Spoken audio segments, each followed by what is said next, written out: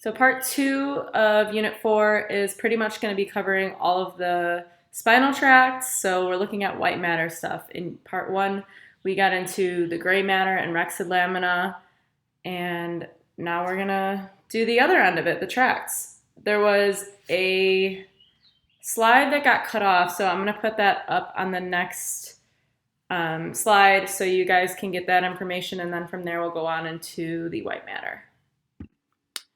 Next, I just put a picture of my book, page 60, up. So if you'll flip to page 66, now we're going to get started on composition of white matter. So a couple important things to know I listed on my slide. It's also in your book, so pay attention to the words in bold I have up there. Excuse me. So the composition is going to be a dense concentration of neuron fibers, and those are going to be myelinated. We're going to get into the spinal tracts here. So hopefully it makes sense that the spinal tracts carrying information up and down the spinal cord, you're going to have a lot of neuron fibers. And then those are going to be myelinated because what does myelination do? It increases the conduction, right? So hopefully that makes sense. So moving forward with that, this is kind of bringing the concepts in from the first exam material. We've got our interfascicular oligodendrocytes, so don't forget about those. That's what covers CNS myelin. And then there are going to be blood vessels, but it's less dense than gray matter.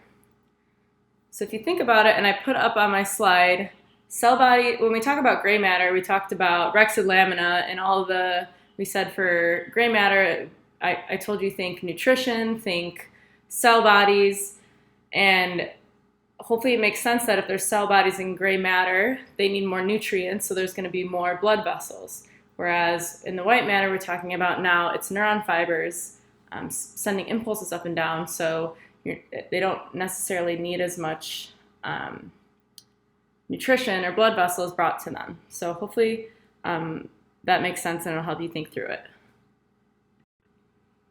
On this slide, I just pulled up the same microanatomy of gray matter that we talked about from Unit 1, so you can kind of have a side-by-side comparison of the differences between white matter and gray matter. So be aware of them. I suggest taking a screenshot of this so you have that information. You can kind of have it all on one page.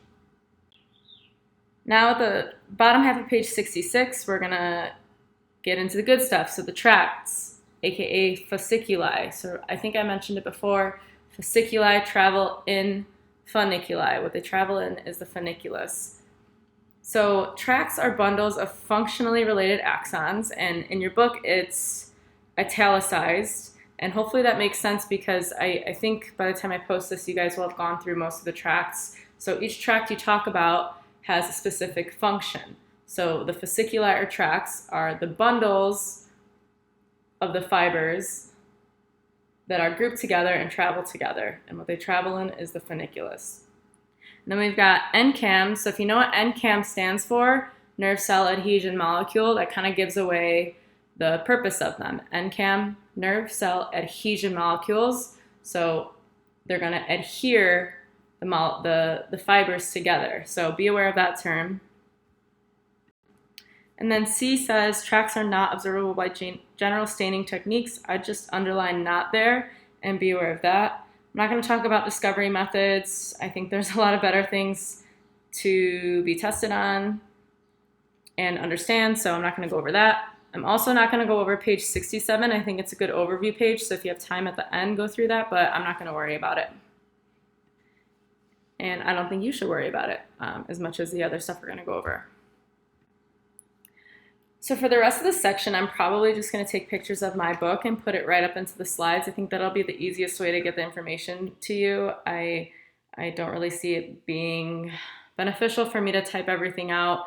The diagrams are super helpful, so I'm probably going to go by that. So up on the slide now, I've got the bottom half of page 68 put up. This is the coronal section of the cord, and it's got all of the tracts on there. At the top of the page, if you look, it's got every tract labeled. The reason I put this one up is because this is what, if we're back in school and you're taking the live exam, you can 190% expect this diagram to be on there. And this is what it'll look like. It'll be completely blank. You have to know which tract is where, and then he'll ask a question about a few different tracts. So I put an example at the bottom. I just wrote out number 20, it could say something like, which tract is responsible for contralateral flexor musculature? You would have to know the answer is the rubrospinal tract, and then from there you'd have to know that A is a letter that is pointing to it. So that's how that goes.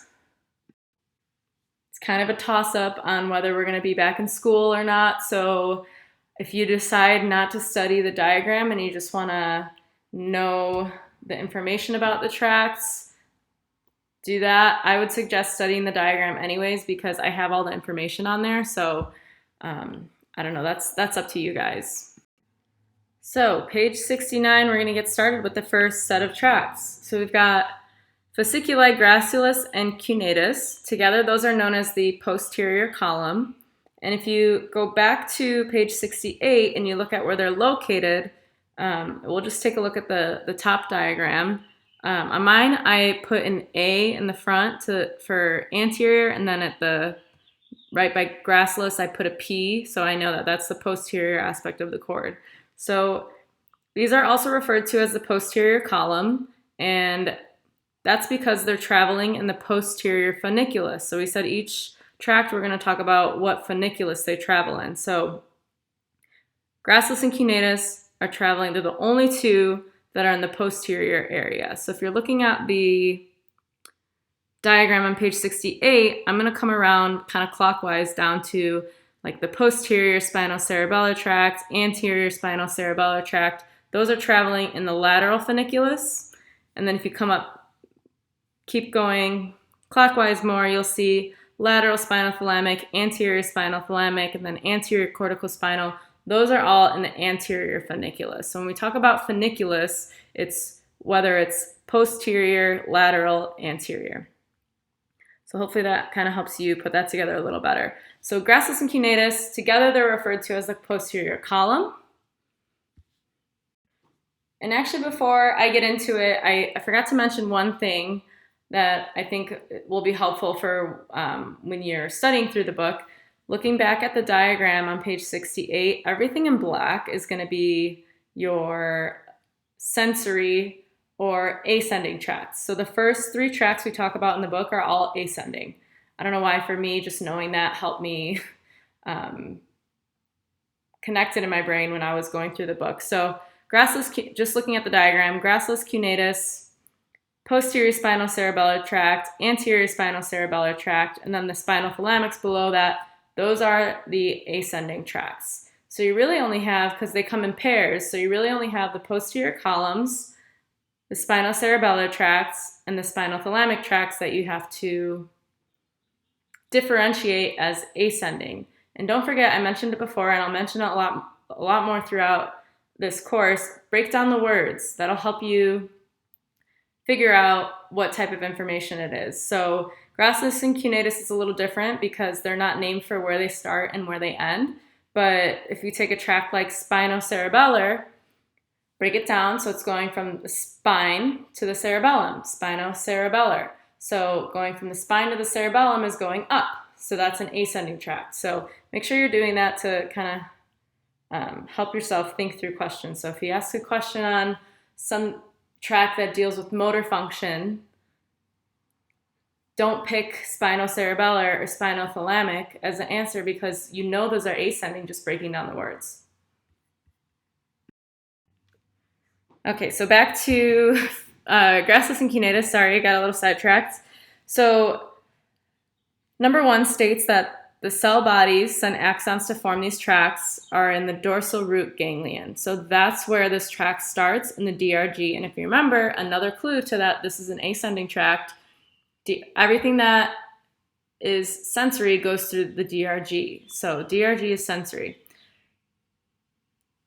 So that's where this is starting in both of these tracts. The difference between the two is where they're bringing information up from. So looking at where it says 2, we've got gracilis and cuneatus, and then going down the line, it says they're in the dorsal funiculus, which we kind of talked about already. Gracillus, it says, is in the medial aspect, and cuneatus is in the lateral aspect. So if you look back on page 68, you'll see that gracillus is the medial towards the midline, whereas cuneatus is on the outside. I'm going to come back to that in a second. I mentioned that the differences between these two tracts, so they're carrying the same type of information, they're functionally related. Remember, that was the definition of a fasciculi, bundle of functionally related axons. So these two are carrying, I'm going to skip down to 3. I feel like everyone studies these tracts the most because of the first one, so everyone's usually pretty good on these two. 2-point touch, vibratory sensation, kinesthetic sensation, or conscious proprioception. So that's the function of them. The difference is that gracillus is present at all chord levels, and cuneatus is only present at T5 or 6 and up. So an easy way to remember this is if you look at gracillus, and I have it written kind of at the top left, I wrote in red, gracillus goes to ground. So gracillus is carrying that 2-point touch, vibratory sensation, kinesthetic, conscious proprioception from your lower extremity from the ground up. Whereas cuneatus, it's only present at T5 or 6 and up. So if you picture where that is on your body, probably like around your sternum area, so it should make sense that if it's only present in the cord from that area and up, cuneatus is going to be carrying that information from the upper extremity, so from like your fingers think. So if you're thinking along the lines of, well, how's he going to ask me this on an exam? That's good. I'll give you an example of something that I think would be a good question. Something like, I got to think for a second. You could just get an example like a patient, or which tract carries vibratory sensation from the hand? And then you have to think, well, the hand is upper extremity. That's T5 or 6 and up. That's going to be cuneatus. So I said gracillus is ground and up. So an example of that would be any of the functions, 2-point touch, vibratory sensation, kinesthetic sensation from the feet. So I hope that makes sense. We said gracillus goes to ground, so that's an easy way to remember stuff from the lower extremity and up. And then you can think, I don't have it written on my slide, but you can write this down. Cuneatus is from the chest up. So that's another easy way to remember that. And then going back to the dorsal funiculus, we said gracillus is in the medial aspect and cuneatus is in the lateral aspect. So an easy way to remember that is if you stick your arm out, your arm is going to represent information from cuneatus because we said chest up, right? In comparison to the rest of your body, it is lateral. So it's going to be the lateral aspect. And if you just stick your leg out and look at how your leg and arm are related to each other, and you look at the diagram on page 68 that shows them in the dorsal funiculus, your leg represents that medial part, or gracillus, and then cuneatus, again, is going to be the lateral.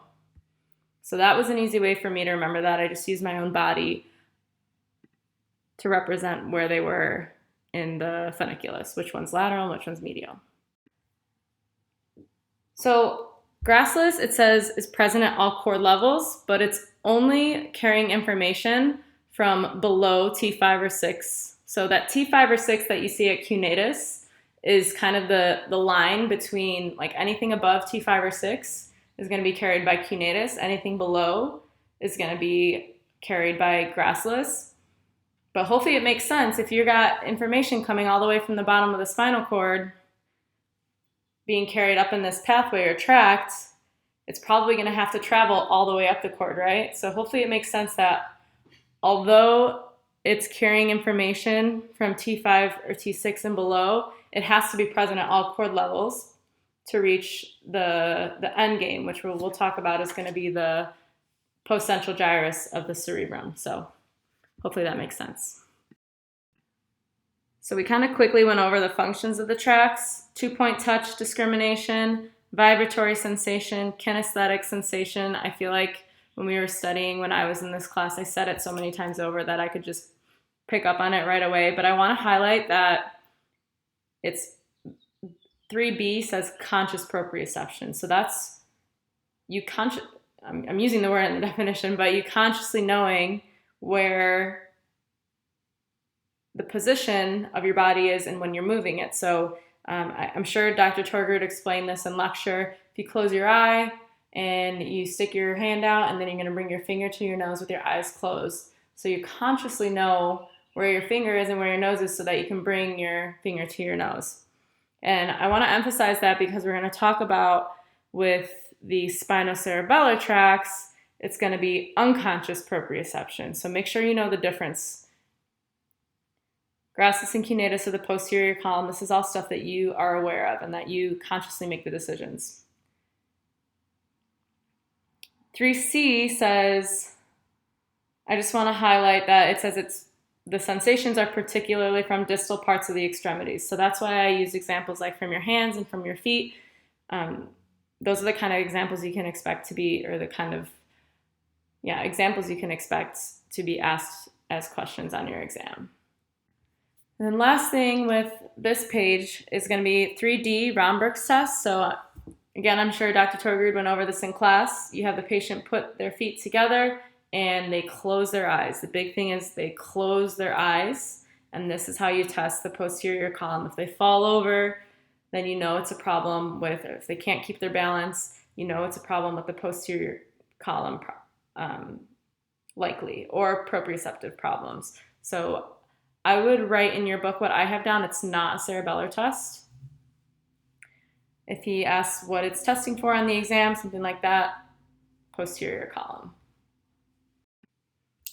Turning to page 70, so these diagrams are not testable diagrams, though the little one on the top right is, but these are just kind of representations of the whole pathway and where the tract fits in there. So gracilis and cuneatus I have in kind of like a light green, so that's one tract in the whole pathway. And if you look, I've got 1, 2, and 3 labeled because there's 3 tracts in this pathway to get the information. So in this case, we're talking about 2-point touch, vibratory sensation, kinesthetic sensation from the periphery all the way up to full integration, which is going to be, if you look at the top left of the diagram, it says the posterior central gyrus. So you do have to know the whole pathway. The diagram shows what's going on, but it's not really written. So I wrote it out on the bottom right. So I recommend pausing and writing it down or taking a screenshot of this so you have it, but you do need to know each neuron involved.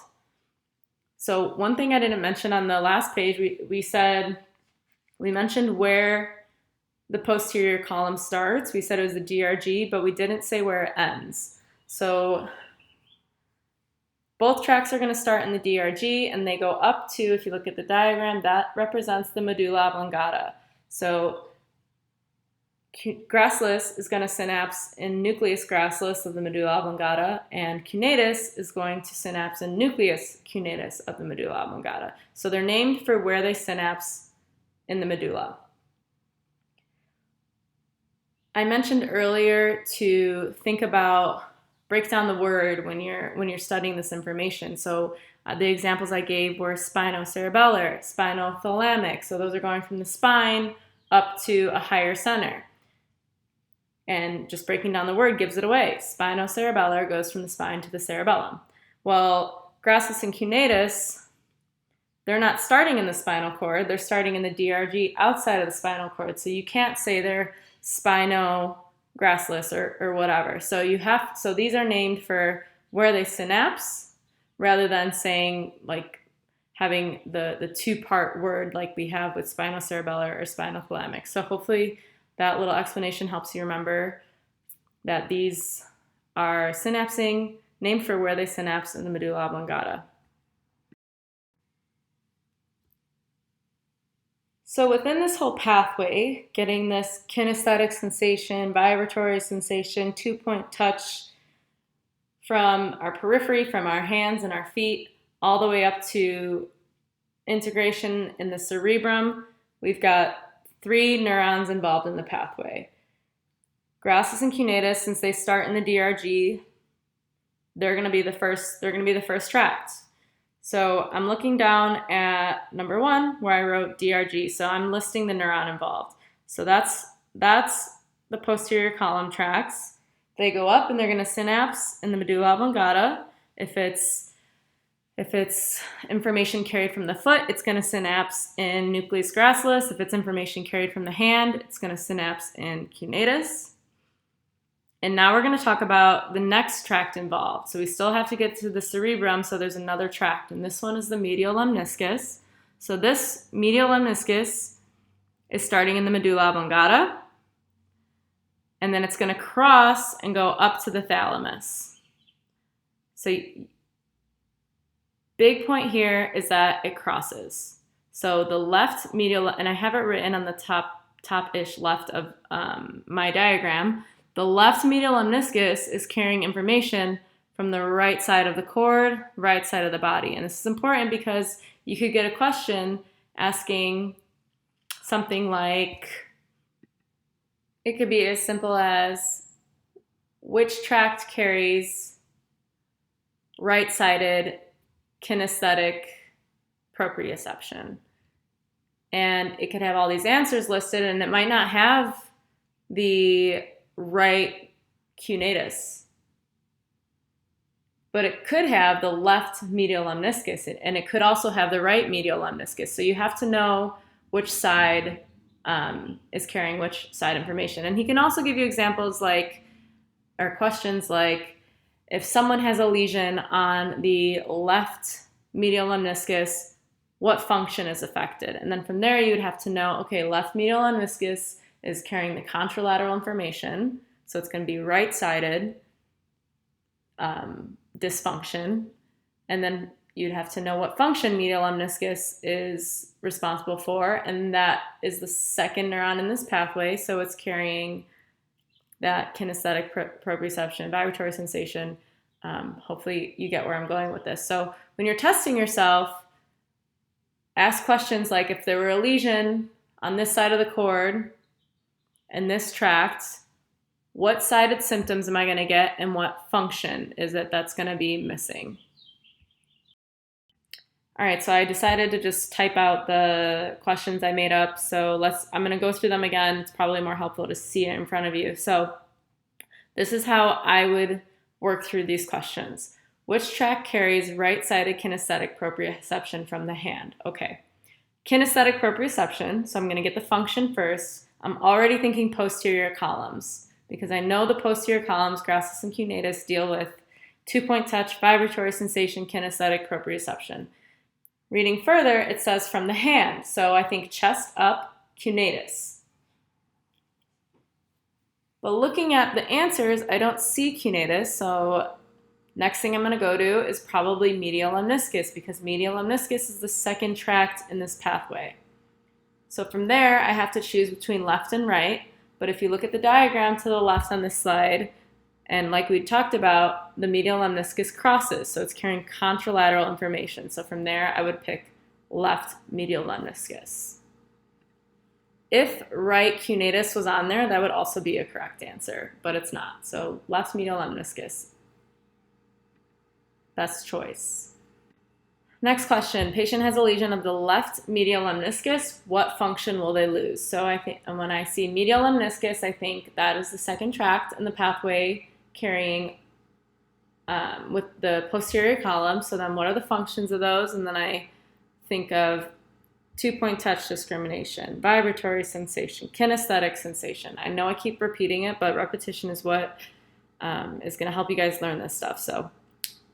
So already I'm boiled down to A and B. We haven't even talked about the other tracts that I put the answers for down there. So now I have to discriminate between right or left. And like I had just mentioned in the previous one, medial lemniscus is carrying contralateral information. So from there, I would pick A, which is the right answer.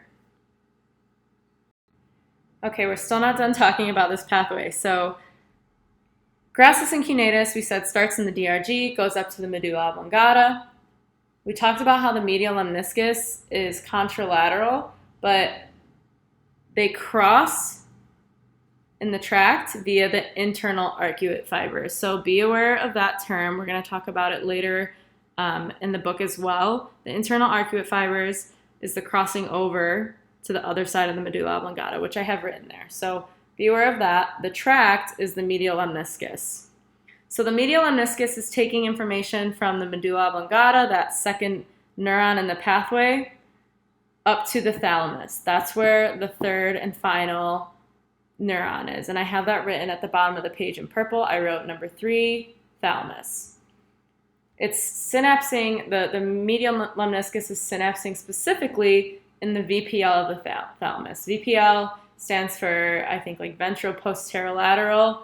You don't have to know what the VPL stands for, just be aware of VPL. And that's important because we're going to talk about where other tracts synapse in the VPM. So make sure you know that it's VPL specifically. And then from there, the next set in the pathway, the next tract, goes up to the posterior central gyrus. We don't talk about a name of the tract like we did for gracillus cuneatus and medial lemniscus. So you don't have to memorize a name of the tract, but just know it goes up to the posterior central gyrus. So from the top, one more time, start to finish, this pathway starts with gracillus or cuneatus in the DRG, depending on whether it's going to be from the ground up, from your feet, or from your hands. Goes up to the second neuron in the pathway, is the medulla oblongata.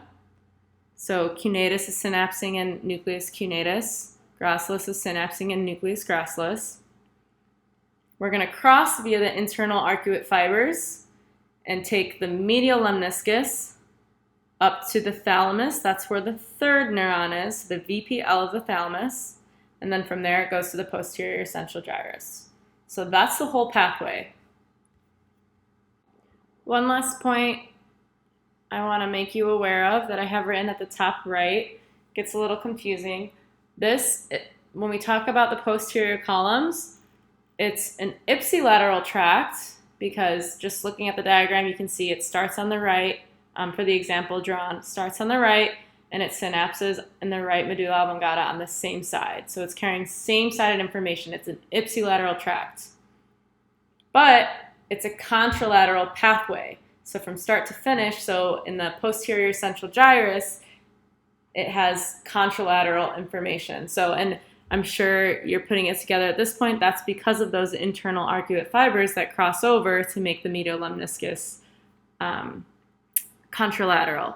So it's an ipsilateral tract, contralateral pathway. The information is ending up on the opposite side of the brain. All right, now we're going to move on to the next set of ascending tracts or fasciculi. That is the lateral and anterior spinothalamic tracts.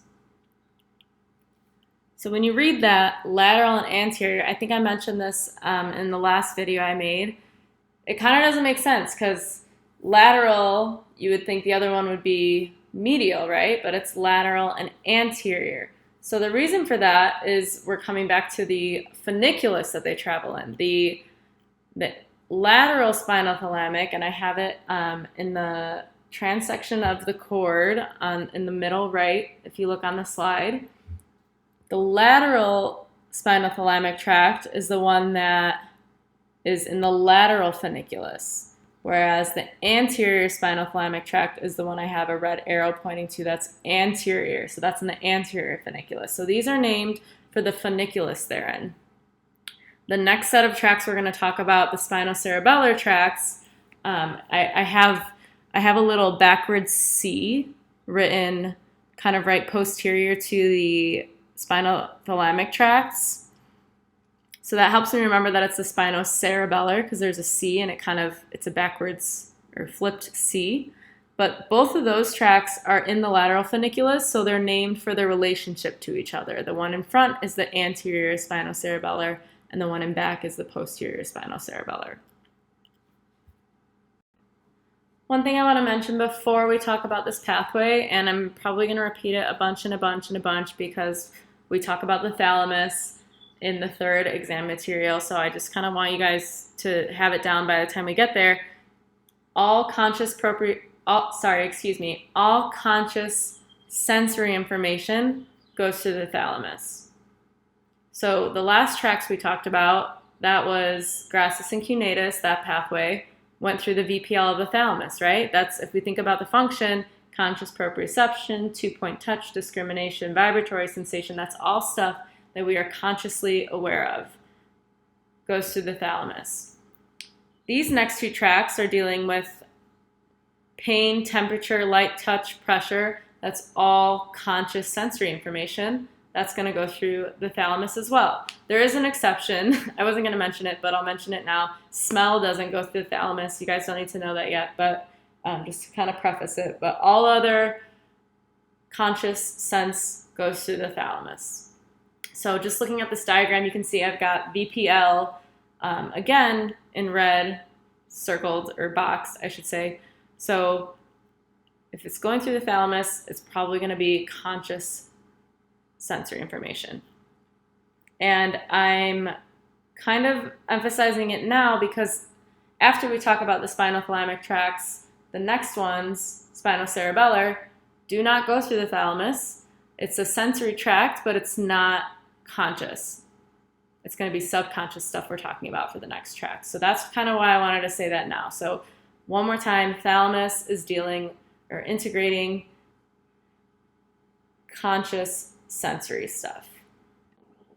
I'm going to kind of compare these tracts back and forth with what we just learned with the posterior column to hopefully get you thinking along those lines to be able to tell the differences when you're studying and recognize it on the exam. So we said lateral and anterior spinothalamic tracts are named for their location in the funiculus. Looking at my slide up here in red, they have cell bodies in the gray horn of the cord. So that's where they start. That's different than gracilis and cuneatus. Think about where those started. Were they in cell bodies in the cord? No, they were outside of the cord in the DRG. So I kind of connected that and said that's why we don't have that gracilis or whatever with the posterior columns with gracilis and cuneatus, because they don't start in the spine, they start outside of the spine. Now with the spinothalamic tracts, they are starting in the cord, they're starting in the gray matter of the cord. So make sure you know that. And the way I just remembered it is I thought, well, it's got the word spinothalamic, so it's got to start in the spine. The next sentence after that says, therefore, dorsal root fibers bringing sensory information into the cord must synapse in the gray matter of the cord. So big idea with this is, if you can remember, I also mentioned all sensory information comes in through dorsal root ganglion or DRG. So we still have DRG involved in this pathway. It's just bringing the information into the gray matter, and that's where the spinothalamic tracts begin. So the dorsal root ganglion for these ascending tracts or sensory tracts we talk about is always going to be the first step in the pathway. With gracilis and cuneatus, it just happens that gracilis and cuneatus tracts start in the DRG. So the tract it's also the first step in that pathway. Whereas with the spinothalamic tract, DRG is still the first neuron in the pathway, but the tract starts at the next neuron. In this case, we're talking about. I hope that makes sense. Look at the diagram. Hopefully it helps you visualize it better. It might be a little late for this, but I hope me posting my pages up here, you're not getting like super overwhelmed. Kind of help me guide you on where to look at as I'm talking through this stuff, rather than looking at it and being like, oh my gosh, there's a bunch of words everywhere. So back to the top of the page, now I'm looking at two, lateral spinothalamic and versus anterior spinothalamic. So you got to know the differences. We already talked about they're named for the funiculus they're in. Both of these are going to be present at all cord levels, and I have that highlighted. This is different than gracilis and cuneatus, where we said cuneatus was chest up and gracilis was ground up. So gracilis is at all cord levels, cuneatus is T5 and 6 and up. And if you think about it, they're carrying information from respective areas, right? Gracilis is ground up, cuneatus is chest up. What helps me remember that for spinal thalamics, they're present at all cord levels is I think about the function. Function of the lateral spinal thalamic is carrying pain and temperature, and the function of anterior spinal thalamic is carrying light touch and pressure. So pretty much anything but pain. And for me, when I was studying, I thought, well, I can feel pain and temperature from anywhere on my body, from my fingers to my toes. So it makes sense that it's going to be present at all cord levels. And same thing for anterior spinal thalamic. I can feel light touch pressure from my fingers all the way down to my toes. So it makes sense that they're present in all cord levels, which, going back to gracilis and cuneatus, thinking through that helped me make sense of where they are present in the cord. So for example, cuneatus, think about the function. It carries information from the chest up, or T5 or 6 and up. So then it makes sense that it's not going to be present at all cord levels.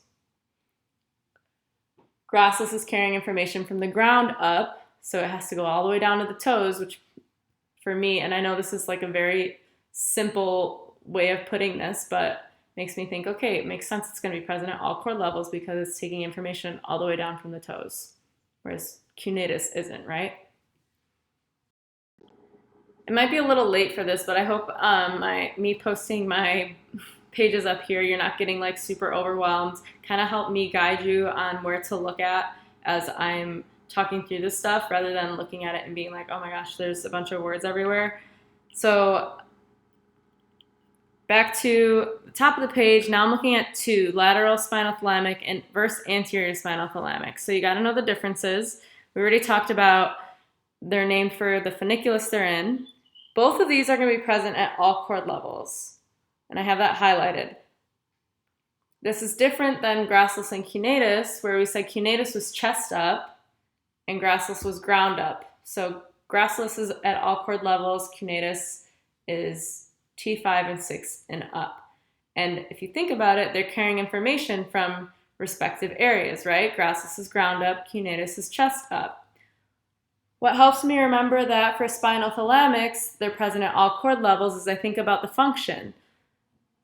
Function of the lateral spinal thalamic is carrying pain and temperature, and the function of anterior spinal thalamic is carrying light touch and pressure. So pretty much anything but pain. And for me, when I was studying, I thought, well, I can feel pain and temperature from anywhere on my body, from my fingers to my toes. So it makes sense that it's going to be present at all cord levels. And same thing for anterior spinal thalamic. I can feel light touch pressure from my fingers. And then we talked about how the cell bodies for this tract is in the cord, spinal thalamic. It starts in the spine. It's in the gray matter of the cord. Hopefully you're remembering back to the rexolamina stuff. So for lateral spinal thalamic, it's going to be specifically lamina 2, or the substantia gelatinosa, so don't forget that. I wrote it at the top of the book just to see it again and have it on another page. And then anterior spinal thalamic is going to be rexolaminas 3 and 4, or the nucleus proprius. So knowing that these two tracts cross, what does that mean? It means that they're carrying contralateral information. So the left side of the cord for these tracts is carrying right-sided pain, temperature, light touch, pressure, depending on which tract we're talking about. So how you can try to put that in an example of a question, you could say something like, the left lateral spinal thalamic tract carries what type of information? The answer would be right-sided pain and temperature. To put that in a more clinical question, it could say something like, a patient has a lesion on the left lateral spinal thalamic tract. What function are they going to lose? And the answer would be right pain and temperature. Okay, so back to the pathway. This is also a 3-neuron. Last thing I didn't acknowledge that's on this page is on the right side I have a star written that says cervical area. So that is just because it was mentioned with the rexolamina stuff. Usually whenever I see something in the book that is brought up somewhere else, I'll write it in so that I can just make that connection again on the same page. So when we talked about rexolamina, remember we went down and said 2 has cell bodies for lateral spinothalamic. 3 and 4 is anterior spinothalamic, and then 5 sends axons to contralateral spinothalamic. So it was both tracts involved there. If you don't know what I'm talking about, flip back to the Rex lamina page and read that again. And then just to repeat it again, I wrote the cervical area is where the reticular formation is only. That doesn't really deal with the spinothalamic tracts. I guess I just wrote it there as a reminder. So 2, lateral spinothalamic, Rex lamina 3 and 4, anterior spinothalamic, Rex lamina 5, both spinothalamic. If you turn to page 74, a couple other things that we haven't mentioned, and I wrote most of it up on the slide. We have analgesia. Know these terms and what they mean is a loss of pain sensation. Thermal anesthesia is a loss of temperature sensation. So what are both of these referring to? Lateral spinothalamic tract, because lateral spinothalamic deals with pain and temperature. So another way this can be asked is if a patient shows up with right-sided analgesia, what is going on with them? So if you got a question like that, you'd have to think, okay, analgesia is a loss of pain. What tract deals with pain? Lateral spinothalamic. And then from there, you'd have to know it's contralateral. So if we said the patient had right-sided analgesia, it would be the left lateral spinothalamic tract. And I think last thing I need to mention is together they're called the anterolateral system. So just like the gracilus and cuneatus together are called the posterior columns, the anterior and lateral spinothalamic tracts together are called anterolateral system. So if he uses that word in an exam, just know that it's referring to the spinothalamics. I'm on page 74 now. This is the last set of ascending or sensory spinal tracts we're going to talk about. So up until now, all of the sensory stuff we've talked about with the posterior column and anterolateral system was conscious sensory stuff. Vibratory sensation, kinesthetic sensation, pain, temperature, light touch, pressure, tickle, all of that stuff we are consciously aware of. All of that stuff also goes to the thalamus because, like I said, the thalamus receives and sends out all conscious sensory stuff, except smell. But like I already said, you don't need to know that till the last exam. The reason I'm repeating it now is because for these two tracts, the spinocerebellar tracts, we do not go through the thalamus. We go to the cerebellum. And what I want you to know about the thalamus is that it deals with conscious sensory stuff.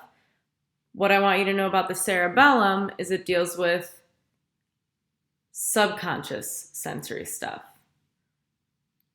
So if you get that down and you get a question on the exam and it says spinothalamic tract, you know you're dealing with a sense that is conscious. Whereas with the spinocerebellar, if you get a question referring to spinocerebellar tract, right off the bat, I want you to see cerebellum and think, okay, this has to be subconscious sensory. And we'll talk into more detail about what that means.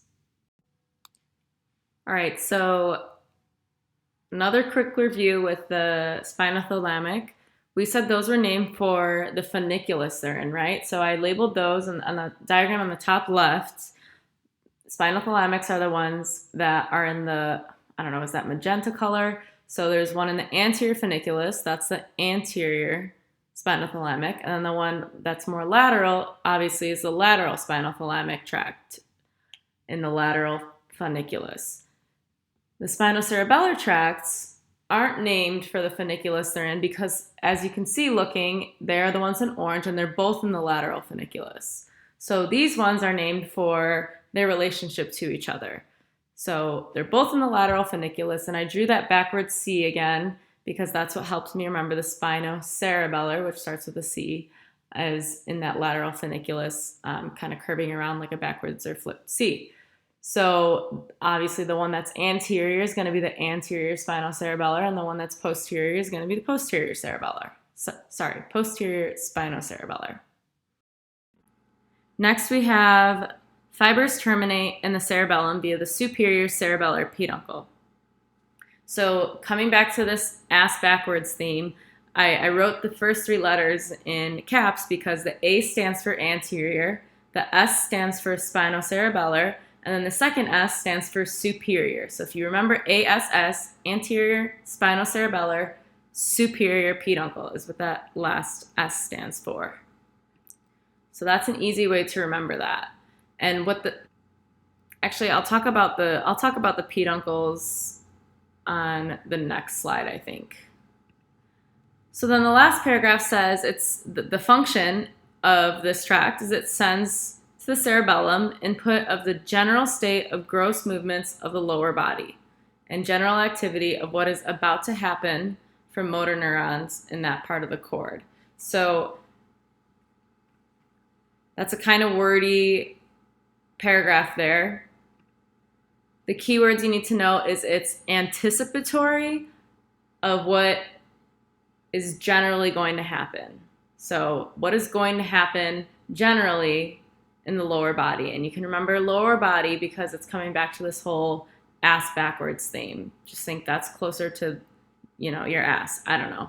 So forgive me for cussing, but it's going to help you remember these things. So another way I remember that anterior spinocerebellar is anticipatory is I have it written out on the left. I wrote anterior is anticipatory, and I just underlined the ANT.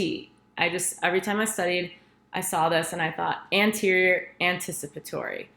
So that's a way to remember that, but do make sure you know those two aspects. It's anticipatory input, so sensory input of what is going to happen in general with the lower body. So it should make sense that this is subconscious stuff. This isn't stuff you think about when you're walking, or in general, where is your lower body? Like you're not conscious of that all the time. This is stuff that goes on, input that's being sent to your cerebellum without you knowing. Okay, so now we got the anterior ass backwards anterior spinocerebellar tract down. We're going to compare that to the posterior spinocerebellar tract. For the most part, you can kind of think of it as opposite. So dropping down to the second sentence there, posterior spinocerebellar tract, most fibers do not cross. So with the anterior spinocerebellar, we had it crossing twice. So then in my head, I think, okay, that helps me remember posterior spinocerebellar is going to be opposite. So that's not going to cross at all. Goes in on one side of the cord and stays on that side all the way up to the same-sided cerebellum.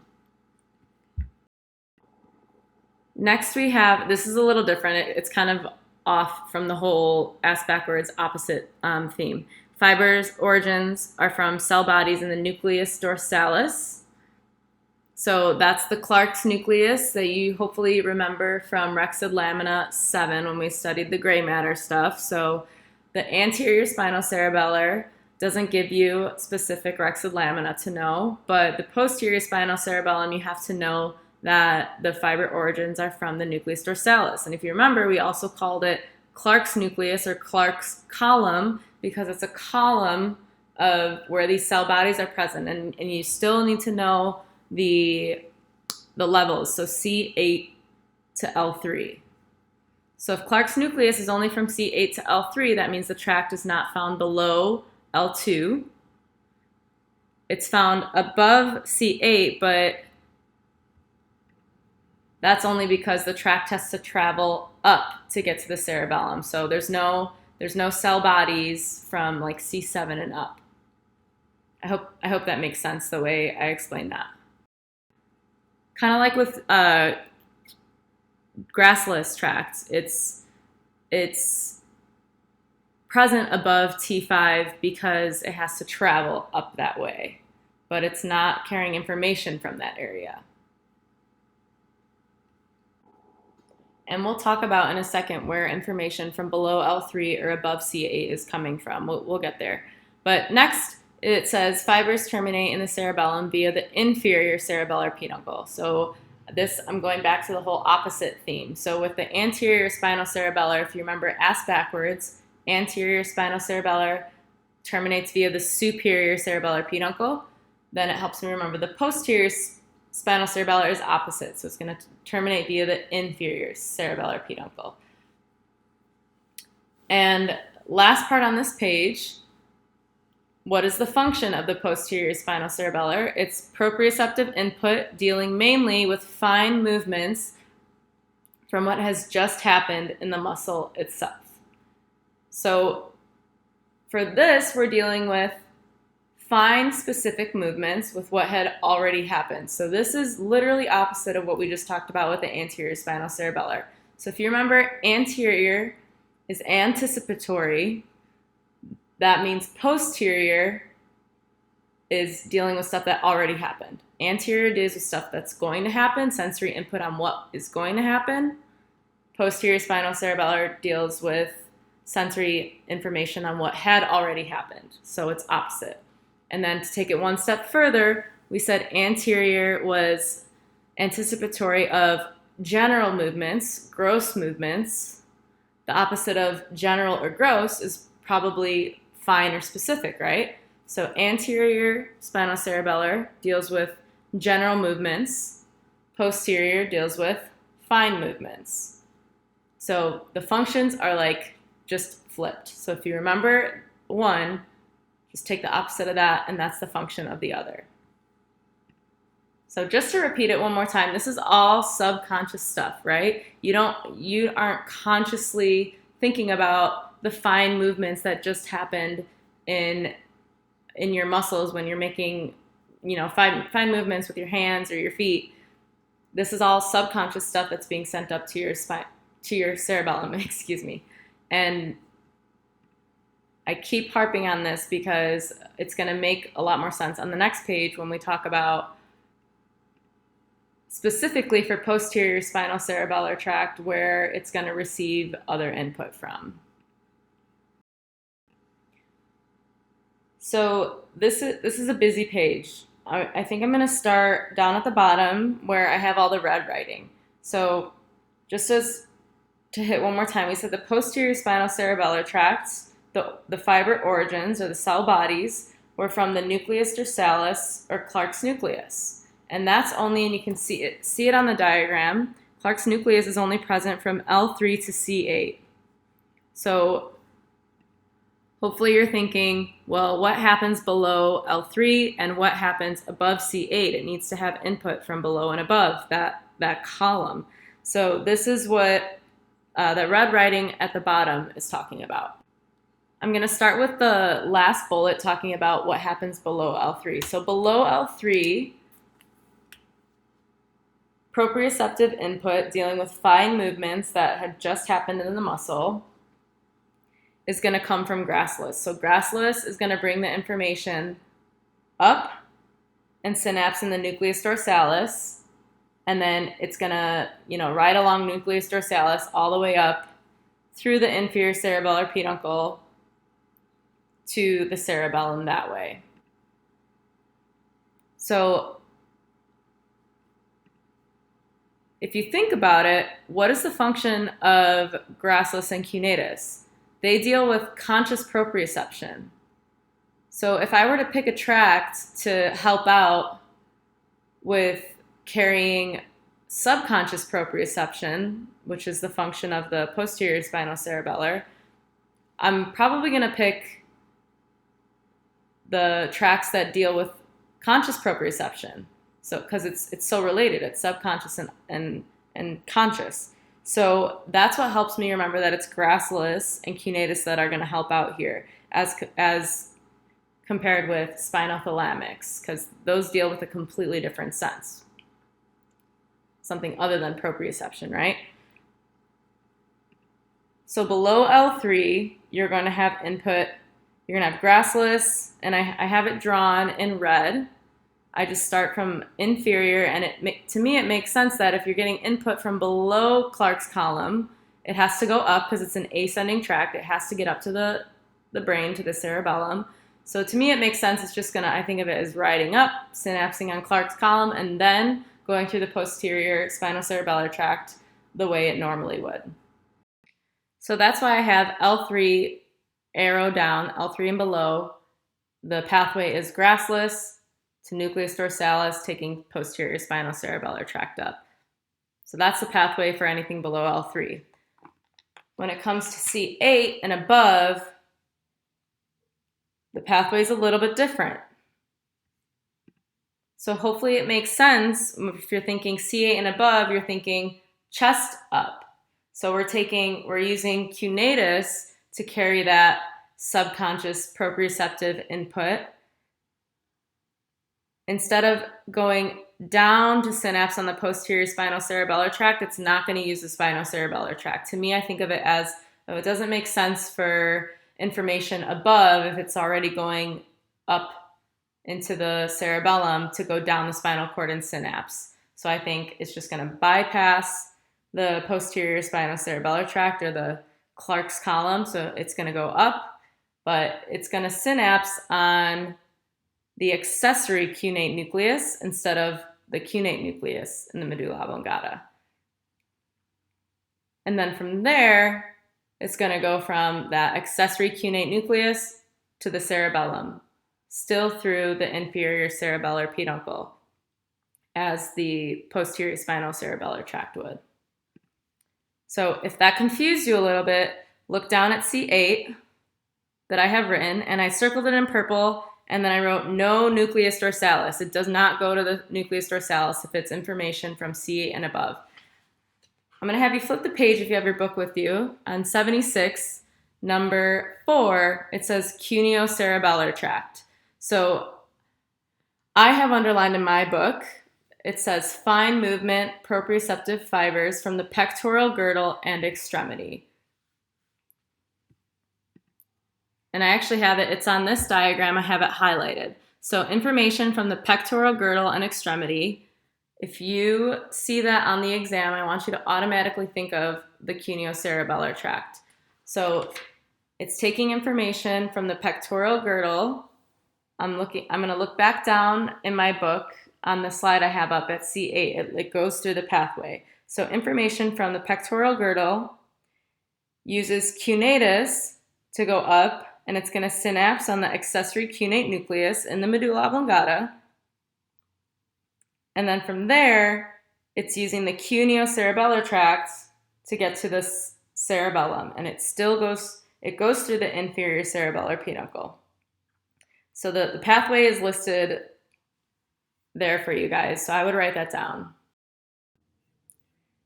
And then just to kind of make you aware, if you haven't thought of it now, if you break down that word, cuneo-cerebellar, it's going from the accessory cunate nucleus to the cerebellum.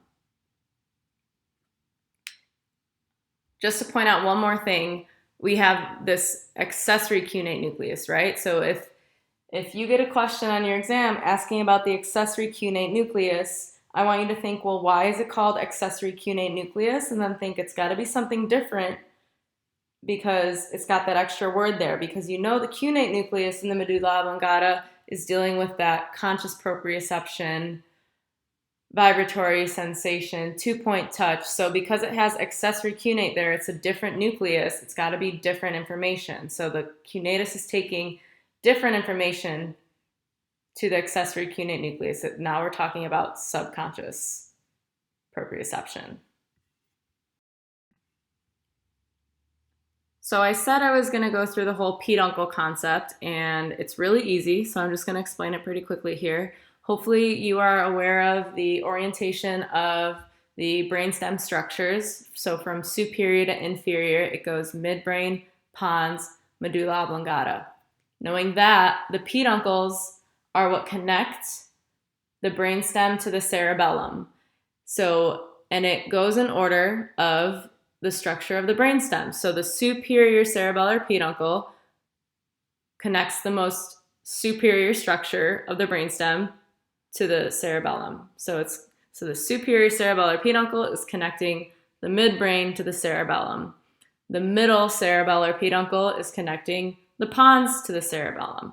the inferior cerebellar peduncle is connecting the medulla oblongata to the cerebellum. So it's as simple as that. So when you see for the anterior spinocerebellar tract, it says it terminates in the cerebellum via the superior cerebellar peduncle.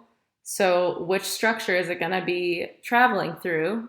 It's going to be the midbrain, because the midbrain is the most superior structure in the brainstem. Whereas we talk about the posterior spinocerebellar tract, and we said that that one is terminating in the cerebellum via the inferior cerebellar peduncles. So that's going to be traveling through the medulla oblongata. To take it one step further, make one more connection, when we talked about the cuneo-cerebellar tract, we said that the accessory cuneate nucleus, where those fibers begin, is in the medulla oblongata. So hopefully then it makes sense that fibers from the medulla oblongata and the accessory cuneate nucleus are going to travel through the inferior cerebellar peduncle, because that's what connects the medulla oblongata to the cerebellum. All right, just a couple more things with this spinocerebellar tract, and then that will be the end of this video. So I have, if you look at my slide I have up on the right in red, I have a star, and it says right-sided info uses left anterior spinocerebellar tract, but synapses in the right cerebellum. So I want you to kind of trace the diagram and go along with what I'm saying. So you look, oh, and I actually didn't mention this before. Don't forget that we said all sensory information is brought into the cord with the DRG, right? So actually, the first step in this pathway starts in the DRG. That's the first neuron, as always, the dorsal root ganglion. So then that's going to go into the cord. I'm looking down at the bottom, the lumbosacral origins. It's going down into the cord, synapsing on the anterior spinocerebellar tract. It's crossing right away. So we know this right-sided info crosses right away, and it's using the left side of the cord to travel up. But then once it gets up to the midbrain, it's crossing again to going back to the ipsilateral side, back to the right side of the cerebrum. So what does this mean? Now I'm going to skip to the other side of the page. I have written in red on the other side, lesion in cerebellum, ? Lesion in cord. So knowing that right-sided info uses the left-sided cord to travel up means if you have a lesion in the cord, it's going to be contralateral symptoms. But then it crosses again. So if you have a lesion in the right side of the cerebellum, it's going to affect the same side. So if you have a lesion in the cerebellum, it's going to be ipsilateral dysfunction. If you have a lesion in the cord, it's going to be contralateral dysfunction. And this is for the anterior spinocerebellar tract. Which brings me to another point about this. Read the question, carefully on the exam. Is he asking about a lesion in the cord, or is he asking about a lesion somewhere in the brain? Because that can change your answer. So make sure you read it carefully so that you can answer properly. So then for the posterior spinocerebellar tract and the associated gracilus cunatus that are helping out with it, that's all ipsilateral, right? If you look at the diagram, all of that stuff is happening on the same side. So if you have a lesion on the right in the cerebellum, it's going to be right-sided dysfunction. If you have a lesion in the right cord, right-sided dysfunction. So that's everything with the ascending pathways. I would read through page 76. It talks about everything we just talked about on this diagram for these spinocerebellar tracts. So I hope that was helpful.